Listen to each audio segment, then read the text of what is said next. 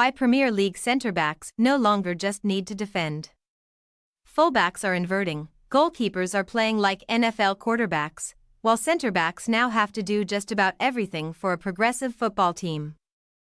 Indeed, Liverpool legend Jamie Carragher recently described centre-back as the most demanding position on the pitch and admitted he would have struggled to cope in today's game. Being able to mark, tackle, and head the ball, prerequisites of the traditional defender, make up just a small percentage of the modern job description. Today's centre-backs have a list of tasks that require them to transition between defense and attack.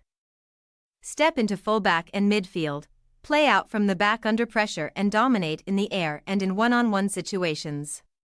From playing with finesse to defending with intensity. In the era of data analytics and sophisticated systems, centre-backs are now charged with a very different set of responsibilities. This is how modern centre-backs have evolved to redefine their position. A tactical evolution. The timeline starts with a role that was only held responsible for protecting their goal. In the 1990s and beforehand, it was, head it, kick it, get it away from your own box by any means necessary. Simple. Expectations on a central defender's tactical flexibility and passing range were limited. As recently as the 2000s, clubs wanted traditional attributes for centre-backs: good 1 versus -1, aerial dominance, and defending the box, said Tor Christian Carlson, a former chief scout, sporting director and CEO, who now works as a columnist for ESPN. Now clubs want the complete defender. Someone who can play in 2 phases of the game, defending and attacking. The genesis of playing out from the back in the Premier League can be traced back to the introduction of the back pass rule in 1992. Defenders were suddenly unable to escape pressure with a simple side foot back into their box because the goalkeeper was no longer able to pick it up. If you burdened them with a pass, you were relying on their ability to handle it with their feet like an outfield player. In today's game, that's par for the course. In the 90s, it was like rolling a hand grenade into a phone box. I remember when the back pass rule came in and I nearly had a heart attack, legendary goalkeeper David Seaman told the Arsenal website in 2016. It was hard to adapt for us, but now goalkeepers are taught to control it and distribute it with both feet. When the rule came in, first of all, you went to the safety route. If someone passed it back to you, you just booted it. You just had to make sure you got good contact on it. In 1996, French manager Arsène Wenger arrived at Arsenal with a raft of nutritional changes, new ideas, and a plan to teach defenders how to play with the ball at their feet. We were playing triangles around their centre forwards, which in those days wasn't done. We rotated. I went and played in midfield sometimes, and, midfielder, Manu Petit played centre-half, former Arsenal and England defender Tony Adams told the coach's voice. As things began to take shape, the Premier League centre-backs like Leeds United's Rio Ferdinand began to emerge. After a record £29.3 million move to Manchester United in 2002, he became the first defender to break into the top 10 for completed passes, 1,662 in the Premier League during the 2006-2007 season, while Arsenal's Kolo Touré clearly embraced the Wenger philosophy as he sat just below Ferdinand in 10th. Alongside 8 midfielders, Guardiola and Klopp moved things on. A decade later, Pep Guardiola arrived in England to take charge of Manchester City just 1 year after Jurgen Klopp had joined Liverpool. Their rivalry would come to define an era, and their tactical philosophies, positional play, and gegenpress would create a new breed of centre-back.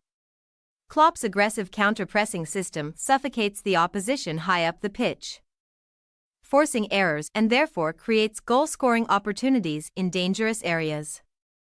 Stats on FBref show that Liverpool have won more final third tackles than any other team since analysts started collating this data during the 2017-18 season. Evading this pressure requires a level of guile and passing precision more akin to a midfielder. Hence the reason Guardiola consistently deployed midfielders such as Yaya Touré, Javier Mascherano and Javi Martinez, all players capable of navigating the onrushing pressure at the heart of his defense while he was developing his style of play at Barcelona and Bayern Munich. In this system, center-backs combine with the goalkeeper and midfield to create a numerical overload against the chasing pack. Opponents are left to choose between two perilous choices: press the ball and risk leaving space in behind, or sit off and invite them to build from the back. "You're trying to make the pitch as big as possible," says former centre-back Nedum Onuoha, who made 188 Premier League appearances for Manchester City, Sunderland, and QPR and is now an ESPN analyst. The centre-backs and full-backs will split, and one midfielder will drop in to create options for the player in possession. The front three pin back the opposition's back four, creating space in the midfield area. If the opposition overcommits in an attempt to win the ball and you bypass them to your midfielder in space, you create a 4 versus 4 in the final third. Teams with defensive discipline resist the bait, challenging the team in possession to pass through a congested area or hit a predictable long ball. This is why you see centre-backs standing still, with their studs on the ball, luring the press to jump into action.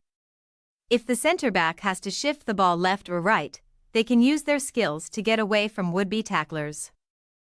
It sounds simple, but it's risky. Misplacing a pass at the back is weighted far differently than somebody misplacing a pass up front, Onuoha says. It could cost the team a goal, even though it's the same sort of pass. Duties in possession extend beyond building from the back. As players rotate around the pitch, centre-backs are required to plug gaps and get on the ball to help break down defensive barricades. They can't just operate in their zone and disengage once the ball has moved into the opponent's half. Centre-backs need superior tactical intelligence, explains Edu Rubio, who has worked as a first-team coach for Wolves, West Ham, and Crystal Palace. With full-backs pushing high up the pitch or inverting, centre-backs need to provide cover in wide areas. They need to be comfortable stepping into midfield to squeeze the space and make the pitch smaller for the opposition to play out. Offensively, it creates overloads to help work the ball into the box. More passes, and more speed. Centre-backs having to keep things compact and participate in the build-up play is reflected in the Premier League's passing stats this season. In 2007, there were 2 defenders in the top 10, Ferdinand 1,662 and Touré 1,540. Halfway through this campaign, there are already 7 centre-backs in the top 10, 2 of which Brighton's Lewis Dunk won. 989 and Arsenal's William Saliba 1,771 have already completed more passes than their counterparts did 17 years ago. The increased technical and tactical demands have had a ripple effect on the athletic and defensive requirements. Implementing a high block leaves centre-backs exposed, often in 1 versus 1 duels, with players built to excel in close-quarter battles. The likes of Arsenal and Liverpool are happy to leave Saliba or Virgil van Dijk in these predicaments because of their pace and positioning skills. But the likes of Aston Villa are trying to catch opposing runners in their offside trap. Indeed, Unai Emery's team have done so 116 times this season, 41 times more than Tottenham, who rank second in the Premier League for offsides. Villa play a very high line and press the opponent, forcing them to play long with the defenders leaving forwards in offside positions, says Rubio. There will be moments in the game where the opposition beats the trap, and you have to chase back. Sometimes they will score. That's the risk.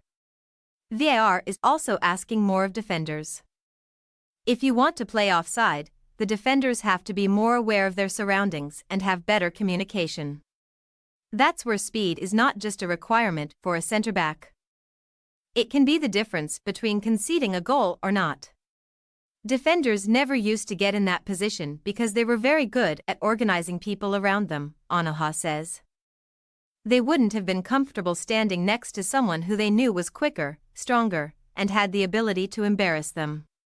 In the modern era, you might get left on an island and you're trusted to handle it. Put your left foot forward.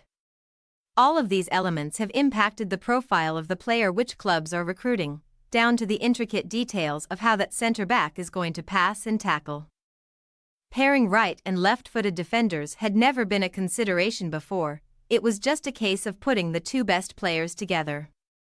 But getting the right combination is vital in the modern game. When you're pulled into the wide areas, you have to tackle or block with your stronger foot, Carlson says. Players also prefer to turn with their stronger foot.